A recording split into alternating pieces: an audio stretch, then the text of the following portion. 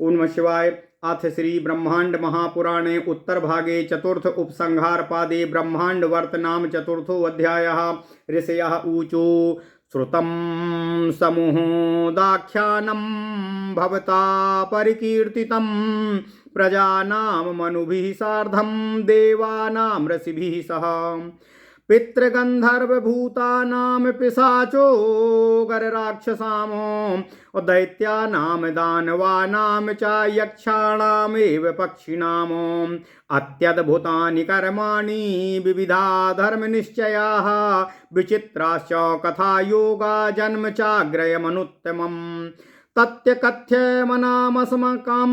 तथ्यकथ्यमानमस्माकं भवता लक्षणया गिरा अमनः कर्ण सुखं सौते प्रीणात्यामृतसन्निभम् एवमाराध्यते सूतं सत्कृत्य च महर्षयः पप्रच्छु सात्रिणा सर्वे पुनः सर्ग प्रवर्तनम् कथं सूतो महाप्राज्ञ पुनः सर्गः प्रपत्स्यते बन्धेषु सम्प्रलीनेषु गुणसाम्ये तमोमये विकारेष्वाभिसृष्टेषु हव्यक्ते चात्मनि स्थिते अप्रवृत्ते ब्रह्मणा तु सहसा योज्यगौस्तदा कथं प्रपत्स्यते सर्गस्तन्न प्रब्रूहि पृच्छतामो एव मुक्तस्ततः सूतास्तदा सौलो महर्षणः व्याख्यातुमुपचक्रामा पुनः सर्ग प्रवर्तनम् अत्र वो वर्तयिष्यामि यथा सर्गः प्रपश्यते।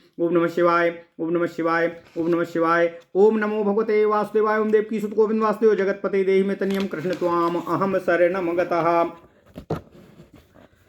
पूर्ववत्स तु विज्ञेया समात्ता निबोधत दृष्टेनैवानुमेयं च तर्कं वक्ष्यामि युक्तितः यस्माद्वाचो निवर्तन्ते त्वाप्राप्य मनसा सह अव्यक्तावत् परोक्षत्वाद् गहनं तद्दुरासदं विकारे प्रति संसृष्टो गुणः साम्येन वर्तते प्रधानं पुरुषाणां च साधर्म्येणैव तिष्ठति धर्माधर्मो प्रलीयते ह्यव्यक्ते प्राणिना सदा सत्वमात्रात्मको धर्मो गुणे सात्वे प्रतिष्ठितः तमो मात्रात्मको धर्मो गुणे तमसि तिष्ठति अविभागेन तावेतो गुणसाम्ये स्थिता बुभौ सर्वं कार्यं बुद्धिपूर्वं प्रधानस्य प्रपश्यते अबुद्धिपूर्वं क्षेत्रज्ञ अधिष्ठास्यति तान् गुणान् एवं तान् अभिमाने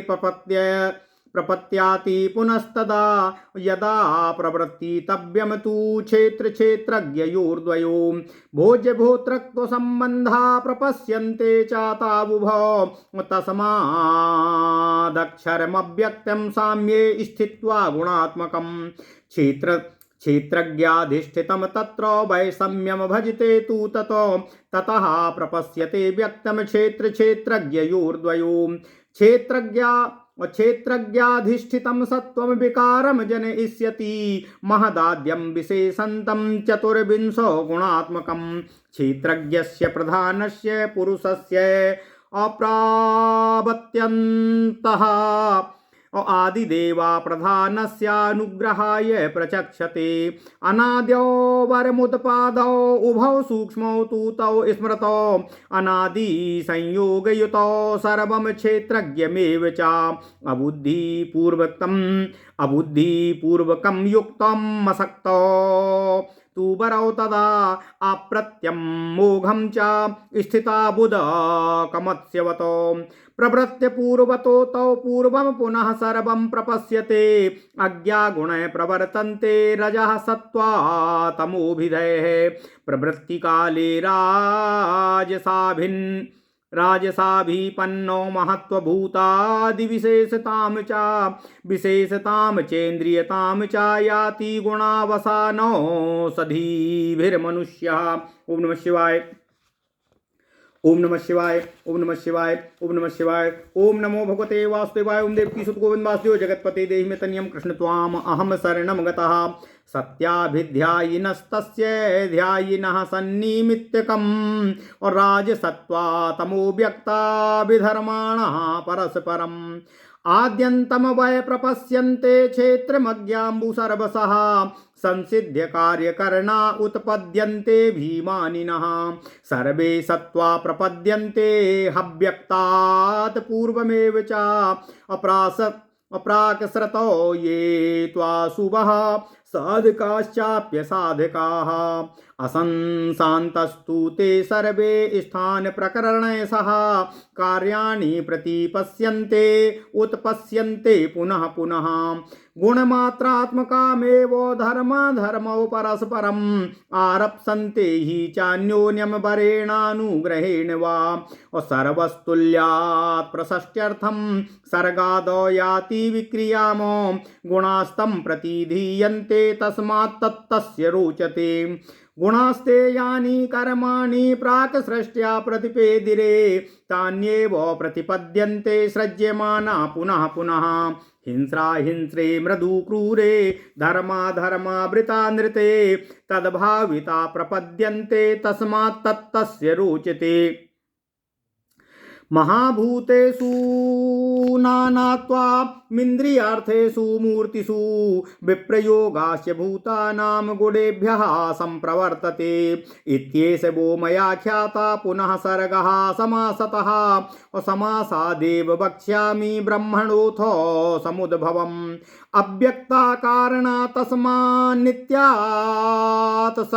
सदात्मकात् प्रधानो पुरुषाभ्यां तु जायते च महेश्वरः सा पुनः संभाविता जायते ब्रह्म संहिता सृजते च पुनर्लोकानाभिमानो गुणात्मकानो अहंकारस्तु महतस्माद्भूतानि चात्मनः युगपत् संप्रवर्तन्ते भूतान्येवेन्द्रियाणि च अभूतभेदाश्च भूतेभ्य इति सर्गः प्रवर्तते विस्तारावयवस्तेषां यथा प्राज्ञं यथा श्रुतं कीर्त्यतो वो यथा पूर्वं तथैवाप्युपधार्दयताम् एतत् श्रुत्वा नैमिषेयास्तदानीं लोकोत्पत्तिं सुस्थितिं चाप्ययं च तस्मिन् सन्त्रे अभवव्रतं प्राप्य शुद्धा पुण्यं लोकमृषयः प्राप्नुवन्ति यथा यूयं विधिना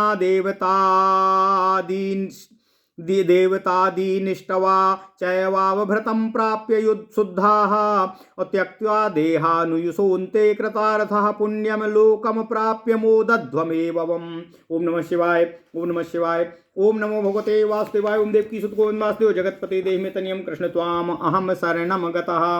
एते ते नैमिषेया वै दृष्ट्वा स्पृष्टवाचा वै तदा जगमुष चावभृतस्नाता स्वर्गं सर्वे तु सत्रिणः विप्रास्तथा यूयमापि इष्टा बहुविधैर्मखै आयुषोऽन्ते ततः स्वर्गं गन्तारः स्थाद्योत्तमाः।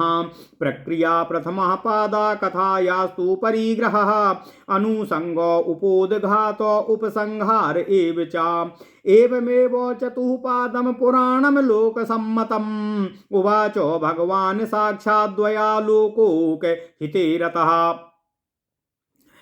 और नैमिषे सत्रमासाद्य मुनिभ्यो मुनिसत्यमः तत्प्रसादम् अचा संसिद्धं भूतोत्पत्तिलयान्वितं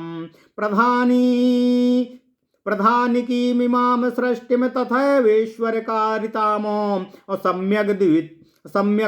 सम्यग्विदित्वा मेधावी नामोऽहमधिगच्छति इदं यो ब्रह्मणो विद्वा निहितासम् इदं वो ब्रह्मणो विद्वानितिहासं पुरातनम् अशृणुयात् श्रावयेद्वापि तथा ध्यायापतेऽपि च स्थानेषु सा महेन्द्रस्य मोदते शाश्वतीं समः ब्रह्म सायुज्यगो भूत्वा ब्रह्मणा सह मोदते तेषां कीर्तिमतां कीर्तिं जेषा नाम महात्मनाम अप्रथयन पृथ्वीशानां ब्रह्म भूयाय गच्छति धन्यं यशस्यामयायुष्यम् धन्यं यशस्यमायुष्यं पुण्यं वेदैश्च सम्मितम् अकृष्णाद्वैपायनेनोक्तं पुराणं ब्रह्मवादिनां मन्वन्तरेश्वराणां च यः कीर्ति प्रथयेदितम् मन्वन्तरेश्वराणां च यः कीर्तिं प्रथयेदि मामो देवतानां ऋषीणां च भूरि द्रविणतेजसाम् सा सर्वैर्मुच्यते पापै पुण्यं च महदाप्नुयात् यश्चेदं श्रावयेद् विद्वान् सदा पर्वणि पर्वणि धूतपाप्मा जितस्वर्गो महाभूयाय कल्पते यश्चेदं श्रावयेत् श्राद्धे ब्राह्मणान् पादमन्ततः अक्षेयं सर्वकामीयं पितरश्चोप अक्षेयं सर्वकामीयम् अपितरस्तच्चोप तिष्ठते यस्मात् पुरा ह्यानन्तीदं पुराणं तेन चोच्यते निरुक्तमस्य यो वेदो सर्वपापै प्रमुच्यते तथैव त्रिषु वर्णेषु ये मनुष्या अधीयते इतिहासामिमं श्रुत्वा धर्माय विदधे मतिम् यावन्त्यस्य शरीरेषु रोमकूपानि सर्वशः तावत् कोटिसहस्राणि वर्षाणि दिवि मोदते ब्रह्मसायुज्यगो भूत्वा दैवतैः सह मोदते सर्वपापोहरं पुण्यं पवित्रं च यशस्वि च ब्रह्मा ददौ शास्त्रमिदं पुराणं मातरश्विने तस्माच्चोशनसा प्राप्तं तस्माच्चापि बृहस्पतिस्तु प्रोवाच सवित्रे तदनन्तरं सविता मृत्यवे प्राह मृत्युश्चेन्द्राय वै पुनः इन्द्रश्चापि वसिष्ठाय सोऽपि सारस्वताय च सारस्वतस्त्रिधाम्नेथ त्रिधामा च शरद्वते अशरद्वान्तु त्रिविष्टाय सोऽन्तरिक्षाय दत्तवान् चार्षिणे चान्तरिक्षो वै सोऽपि त्रय्यारुणाय च त्रय्यारुणधनञ्जयः सा वै प्रादात् कृतञ्जया तृणाजयो भरद्वाजाय सोऽप्यथा गौतमाय भरद्वाजः सोऽपि निर्यन्तरे पुनः निर्यन्तरस्तु प्रोवाच तथा वाजो श्रवाय वै सा ददौ सौमजुष्माय सा चादा तृणबिन्दवे तृणबिन्दुस्तो दक्षाय दक्षः प्रोवाच शक्तये शक्ते पाराशरश्चापि गर्भस्थो श्रुतवादिनं वानिदं पाराशरज्जातु कर्ण्यस्तस्माद्वैपायनः प्रभु द्वैपायनात् पुनश्चापि मया प्राप्तं द्विजोत्तमः। ओम नमः शिवाय ओम नमः शिवाय ओम नमः शिवाय ओम नमो भगवते वासुदेवाय ओम देवकी सुत गोविंद वासुदेव जगत्पते देहि मे तनियं कृष्ण त्वाम अहं शरणं गतः मया च तत् पुनः प्रोक्तं पुत्रायामित बुद्धये इत्येव वाक्यं ब्रह्म आदि गुरूणां सुदाहृतम् नमस्कार्याश्च गुरुवाः प्रयत्नेन मनीषिभिः धन्यं यशस्यमायुष्यं पुण्यं सर्वार्थसाधकं पापघ्नं नियमेनेदं श्रोतव्यं ब्रह्मणः सदा नाशुचौ नापि पापाय नाप्यसंवत्सरोऽसिते न श्रद्धता ने विदुषे न पुत्राय कथंचन नाहिताय प्रदातव्यं पवित्रामिदमुत्तमम् अव्यक्त्यं वै यस्य योनिं वदन्ति व्यक्त्यं देहं कालमेतं गतिं च अबहिर्वक्त्रं चन्द्रसूर्यो च नेत्रे दिशः श्रोत्रे घ्राणमाहुश्च वायुं बाधो वाचो चेदा वाचो वेदा अन्तरिक्षं शरीरं क्षितिः पादास्तारकारोम कूपाः सर्वाणि धौर्मस्तकानि त्वत्तो वैविद्याश्चैवोपनिषदस्य पुच्छम् तम देव देवम जननम जनानाम यद्यात्मकं सत्यलोकप्रतिष्ठं वरं वराणां वरदं महेश्वरं ब्रह्माणामादिं प्रयतो नमस्ये। ओम नमः शिवाय ओम नमः शिवाय ओम नमः शिवाय ओम नमो भगवते वासुदेवाय ओम देवकी सुत गोविंद वासुदेव जगत्पते देहि मे तनियं कृष्ण त्वाम अहं शरणं गतः। अथ श्री ब्रह्मांड महापुराण उत्तर भाग चतुर्थ उपसंहार पाद अध्याय 4 ब्रह्मांडावर्त का वर्णन। ओम नमः शिवाय।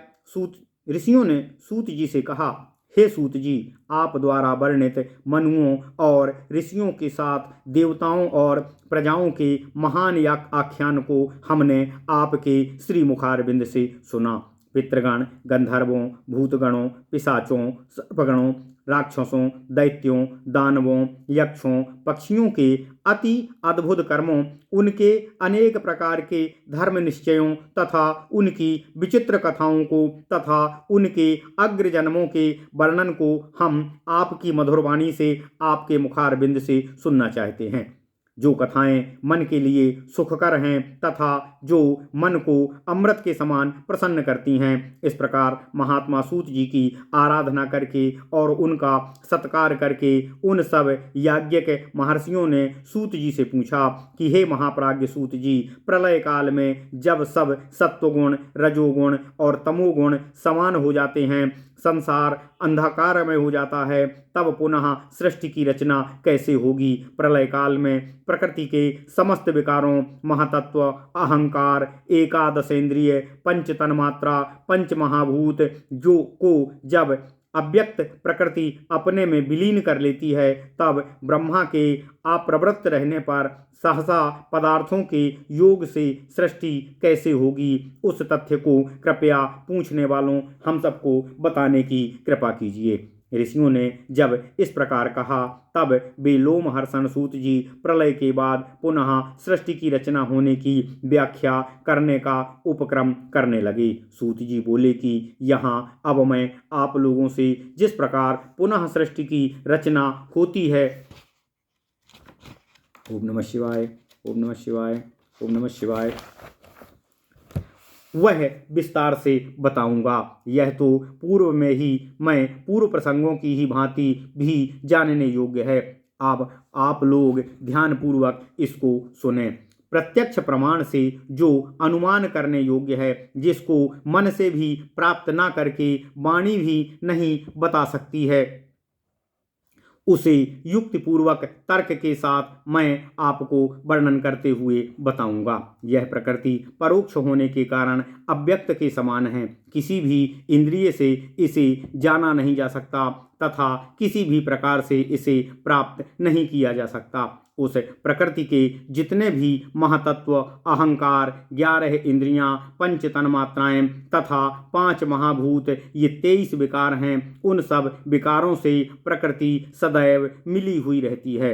अर्थात जो गुण प्रकृति में हैं, वे ही गुण उसके विकारों में वर्तमान रहते हैं।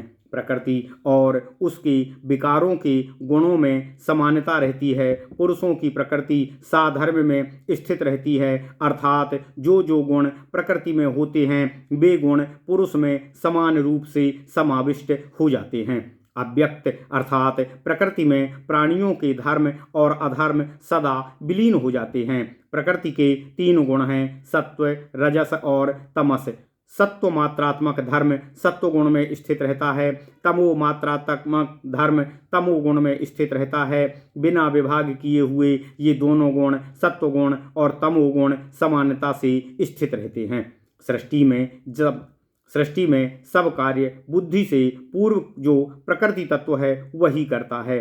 अबुद्धि पूर्व क्षेत्रज्ञ अर्थात जीवात्मा उन गुणों को अपने में अधिष्ठित करता है, अर्थात जो प्रकृति के गुण हैं उन्हीं गुणों को आत्मा स्वीकार करता है। इस प्रकार जब क्षेत्रज्ञ प्रकृति के साथ मिलता है तो बुद्धि से संयुक्त है और फिर तब अभिमान अर्थात अहंकार से भी मिलता है। जब क्षेत्र और क्षेत्रज्ञ अर्थात प्रकृति और पुरुष दोनों का मिलन होता है, तब भोज्य और भोक्ता का संबंध स्थापित होता है।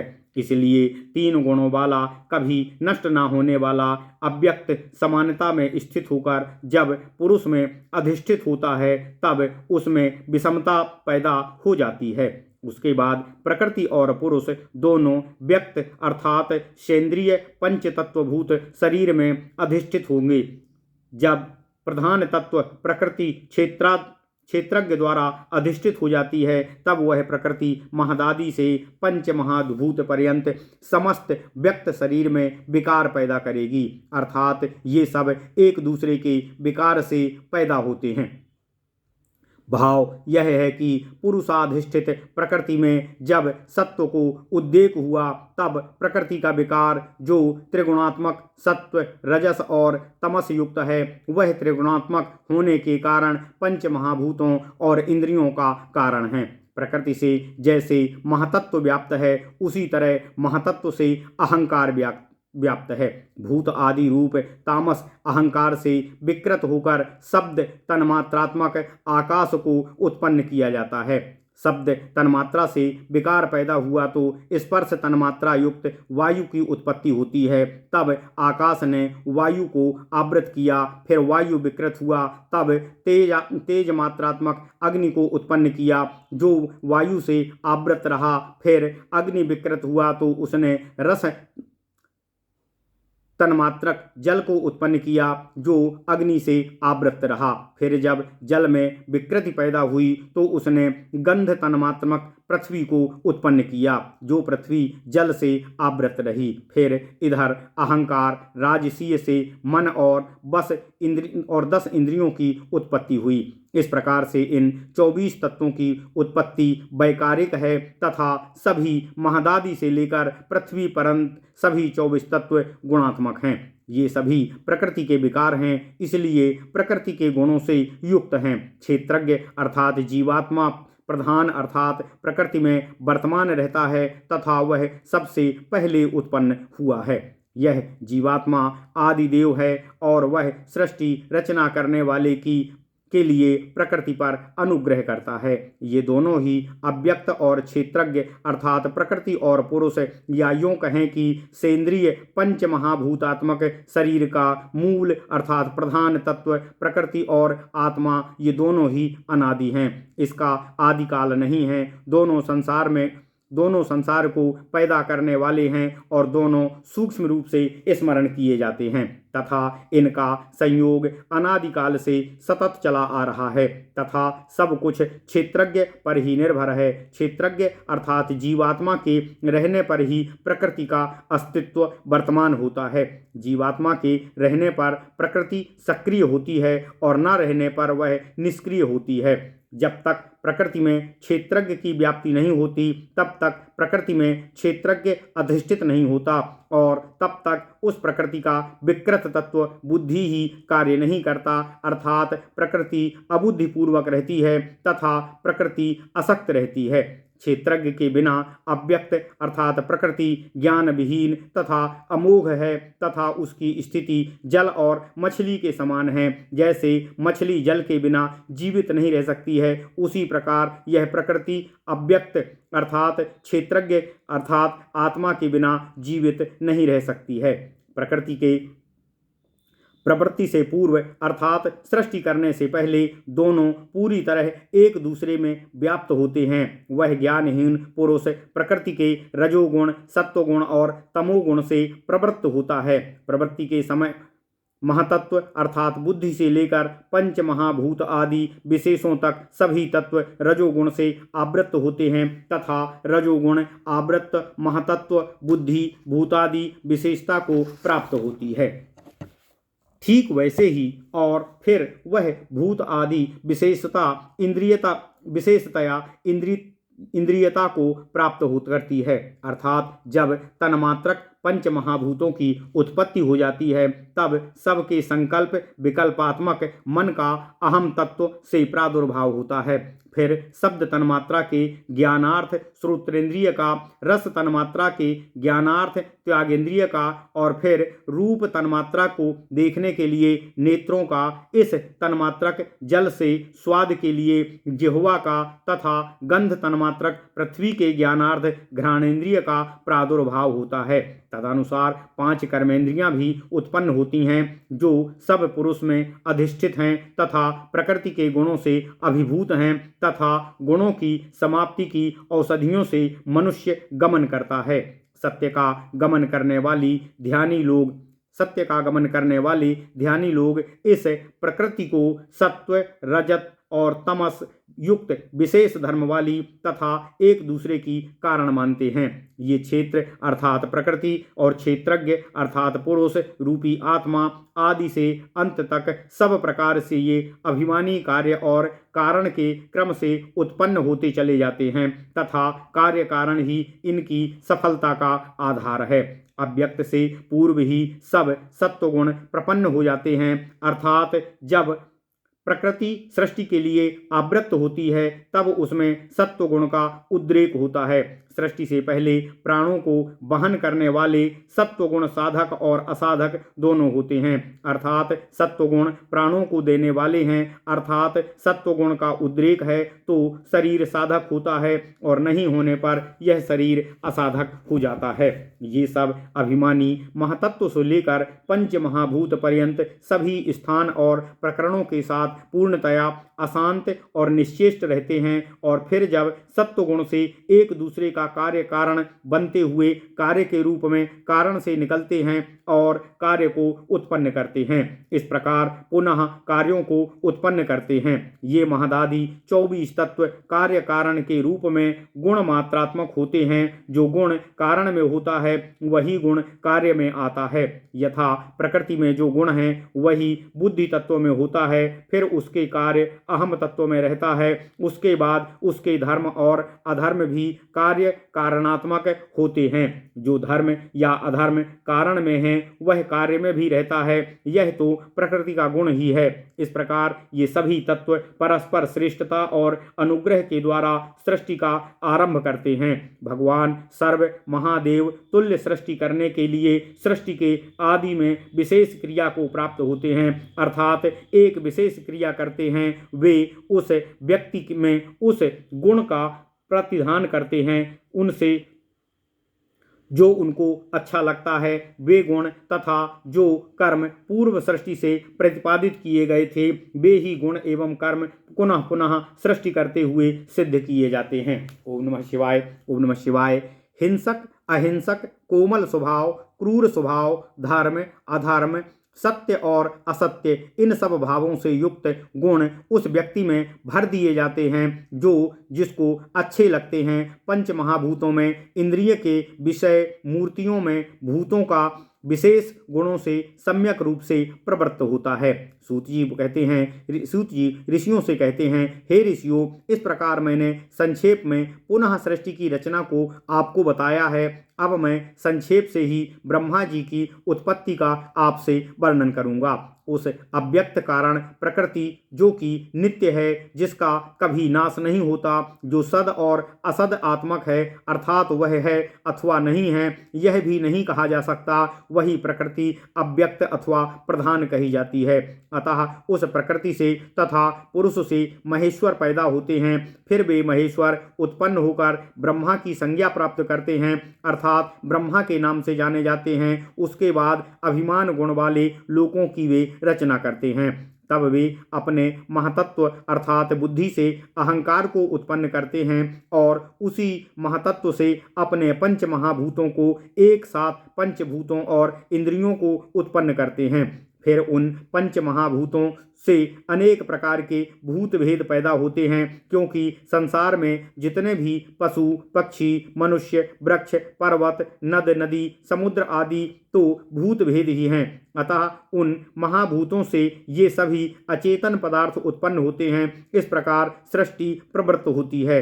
उन पंच महाभूतों के अंगों का विस्तार जो विद्वानों ने बताया है, उनको मैंने जो पूर्व में वर्णन किया था आप उसे वैसा ही समझें। इस प्रकार नैमिषारण्य निवासी ऋषियों ने सूत जी द्वारा वर्णित लोकों की उत्पत्ति, उनकी सम्यक स्थिति और प्रलय को सुनकर यज्ञ में यज्ञ की समाप्ति पर स्नान करके शुद्ध और पुण्य लोकों को प्राप्त किया। जिस प्रकार तुम सब ने विधि पूर्वक देवताओं आदि का यज्ञ करके स्नान करके शुद्ध हो गए हैं, अतः तुम सब बहुत अधिक आयु वाले शरीरों को प्राप्त कर अंत में कृतार्थ होकर पुण्य लोकों को प्राप्त कर उनका आनंद भोग करोगे। ओम नमः शिवाय। ओम नमः शिवाय। ओम नमः शिवाय। ये सब नैमिषारण्य निवासी यज्ञकर्ता ऋषि लोग इस यज्ञ को देखकर और स्पर्श करके तथा सभी याज्ञिक स्नान का स्वर्ग कर स्वर्ग को प्रस्थान कर गए। सूत जी सामने उपस्थित ऋषियों से बोले,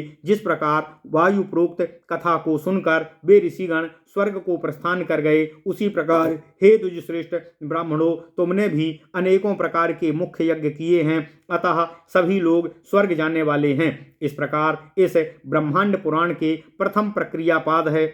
इस प्रकार इस ब्रह्मांड पुराण में प्रथम प्रक्रियापाद है, जिसमें कथा का परिग्रह है, उसके बाद अनुसंग पाद है, फिर उपोदघात पाद है और अंत में उपसंहार पाद है। इस प्रकार 4 पाद वाले लोक सम्मत ब्रह्मांड महापुराण को लोक कल्याण में लगे हुए भगवान वायुदेव ने साक्षात मुझसे अर्थात सूत जी से कहा था। हे मुनिश्रेष्ठ, नैमिषारण्य में इस यज्ञ को प्राप्त कर मुनियों से पंच महाभूतों तथा सब प्राणियों की उत्पत्ति, उनका विनाश वाली प्रधान प्रकृति, इस ईश्वर द्वारा कराई गई सृष्टि की कथा को जानकर बुद्धिमान पुरुष मोह को प्राप्त नहीं होता है। विद्वान ब्राह्मण इस ब्रह्मांड महापुराण वर्णित पुरातन इतिहास को सुनेगा और दूसरे को सुनाएगा अथवा पढ़ेगा और पढ़ाएगा, वह देवों के राजा इंद्र के स्थानों में सदा सर्वदा आनंद भोगेगा और फिर वह ब्रह्म का सायुज्य प्राप्त कर ब्रह्मा के साथ परमानंद को प्राप्त करेगा। इन प्रजा की सृष्टि करने वाले कीर्तिमान महापुरुषों की तथा राजाओं की कथा कहता हुआ मनुष्य ब्रह्मत्व को प्राप्त करता है। इस धन, आयु, यश और पुण्य प्रदान करने वाली वेद सम्मत पुराण कथा को ब्रह्मवादी कृष्ण द्वैपायन जी ने कहा था। जो व्यक्ति मनवंतरों के स्वामी मनुओं, देवताओं, ऋषियों की शक्तिशाली तेजस्वी इस कीर्ति का वर्णन करता है, वह सब पापों से मुक्त हो जाता है और महान पुण्य को प्राप्त करता है। और जो विद्वान सदैव पर्व में अर्थात त्योहारों पर इस कथा को सुनाए तो उसके सब पाप धुल जाते हैं और फिर वह स्वर्ग को जीतकर ब्रह्म होने की कल्पना करता है अर्थात ब्रह्मत्व को प्राप्त कर लेता है। जो व्यक्ति श्राद्ध में इस पुराण की अक्षय और सब कामनाओं को पूर्ण करने वाली इस कथा को अंत तक ब्राह्मणों को सुनाए, वह पितृलोकों को प्राप्त करता है। यस्मात् पुरा भवति तत्पुराणम अर्थात जो पहले हुआ है उसको वर्णन करने वाला पुराण कहा जाता है। इस पुराण की निरुक्ति को जो जानता है वह सब पापों से विमुक्त हो जाता है। उसी प्रकार तीनों वर्णों ब्राह्मण, क्षत्रियों, वैश्यों में से जो मनुष्य इस पुराण को पढ़ता है वह तथा जो इस इतिहास को सुनकर धर्म में अपनी बुद्धि को धारण करता है, तो जितने इस शरीर पर रोमकूप हैं उतने हजारों करोड़ वर्षों तक स्वर्ग में आनंद प्राप्त करता है और फिर ब्रह्मा की समानता प्राप्त कर देवताओं के साथ स्वर्ग का आनंद भोग करता है।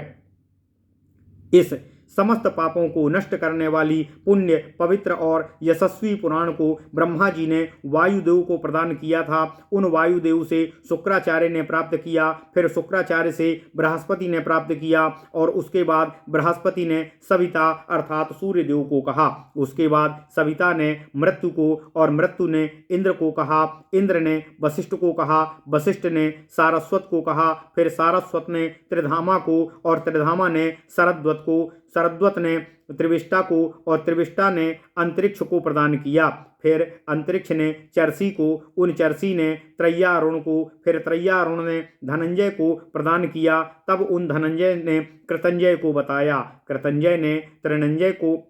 कृतंजय से त्रिनंजय ने प्राप्त किया और उसने भी भरद्वाज को प्रदान किया। भरद्वाज ने गौतम को दिया, फिर गौतम ने निर्यंतर को कहा, निर्यंतर ने फिर बाजस्रवा के लिए कहा, बाजस्रवा ने सोम सुष्म के लिए, सोम सुष्म ने तृणबिंदु को प्रदान किया, तृणबिंदु ने दक्ष को कहा और दक्ष ने शक्ति को कहा। शक्ति से गर्भस्थ पाराशर जी ने इस पुराण को सुना था। ओम नमः शिवाय। पाराशर ने जातुकर्ण ने प्राप्त किया और जातुकर्ण से प्रभु द्वैपायन व्यास जी ने प्राप्त किया। उसके बाद हे मुनिश्रेष्ठ, द्वैपायन से मैंने अर्थात सूत जी ने इसको प्राप्त किया। मैंने फिर इस पुराण को असीमित बुद्धि वाले अपने पुत्र को कहा। इस प्रकार यह पुराण ब्रह्मा आदि गुरुओं का कहा हुआ वाक्य है, यह कोई सामान्य शास्त्र नहीं है। अतः पुरुषों द्वारा यत्न से गुरुओं को नमस्कार किया जाना चाहिए। ब्राह्मणों को सदैव इस धन देने वाले, यश देने वाले, आयु प्रदान करने वाले, पुण्यशाली, सब मनोरथों को सिद्ध करने वाले पाप नाशक पुराण को नियम पूर्वक सुनना चाहिए। इस पुराण को कभी भी अपवित्र व्यक्ति को, पापी को, संवत्सर विहीन व्यक्ति को और अश्रद्धावान व्यक्ति को, अविद्वान को और पुत्रहीन व्यक्ति को तथा दूसरों का अहित करने वाले व्यक्ति को इस पुराण को कभी नहीं देना चाहिए। इसके बाद सूत जी स्तुति प्रस्तुत करते हुए कहते हैं कि जिनकी योनि अव्यक्त अर्थात प्रकृति है, जिसको कि कोई व्यक्त कहता है, कोई देह कहता है, कोई काल कहता है, कोई गति कहता है, जिन ब्रह्मा का मुख अग्नि है, चंद्रमा और सूर्य जिनके दोनों नेत्र हैं, दिशाएं जिनके कान हैं, वायु जिनकी नासिका है, वेद जिनकी वाणी है, अंतरिक्ष जिनका शरीर है,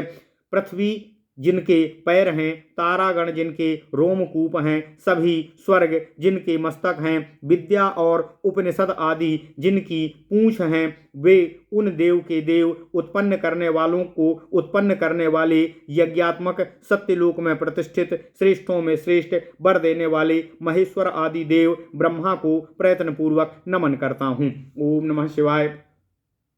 इति श्री ब्रह्मांडे महापुराणे वायुप्रोक्ते द्वादशसहस्राम संहितायाम उत्तरभागे चतुर्थ उपसंहारपादे ब्रह्मांडावर्त नाम चतुर्थो अध्यायः। इस प्रकार श्री ब्रह्मांड महापुराण वायु प्रोक्त उत्तर भाग चतुर्थ उपसंहारपाद का ब्रह्मांडावर्त वर्णन पूर्ण हुआ। ओम नमः शिवाय, ओम नमः शिवाय, ओम नमः शिवाय। ओम नमो भगवते वासुदेवाय। ओम देवकी सुत गोविंद वासुदेव जगतपते देहि में तनियम कृष्ण त्वाम अहम शरणम गता।